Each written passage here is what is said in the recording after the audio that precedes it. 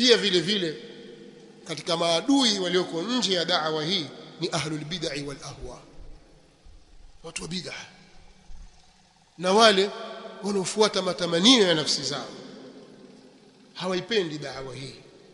Usitarajie neno la kheri na neno la pongezi na neno la shukurani kutoka kwa marafidha ashia, wala kutoka kwa makhawarij, wala kutoka kwa masufi, wala kutoka kwa yoyote katika watu wa bid'ah. Usitarajie.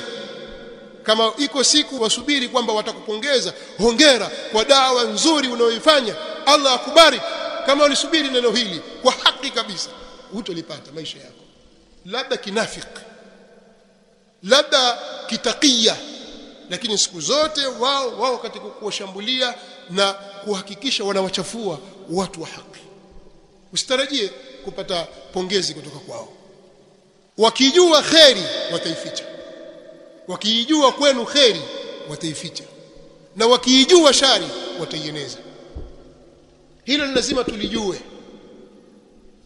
Kwa tujipange, tumuombe msaada Allah, tuweni wa kweli. Kama nitakavyotoa na saa zangu cha nini cha kufanya, kwa sababu sizungumzi kuwakatisha tamaa, na waelezea hali halisi iliyoko katika hii da'wa.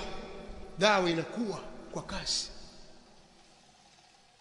lakini ina maadui wako walioko ndani ambao sisi hatuwajui, la taalamuhum. Mtume صلى الله عليه وسلم aambiwa kuna watu wako ndani yako, wewe huwajui, nahnu naalamuhum, sisi tuwajua wao. Sasa ikiwa Mtume صلى الله عليه وسلم alikuwa na watu wa aina hiyo, wewe nani? Lakini Allah alimuhifadhi mtume wake, akahifadhi dini yake, akawahifadhi waislamu. Njama zile hazikufanikiwa, zilisumbua ili kuwapa watu madhubuti.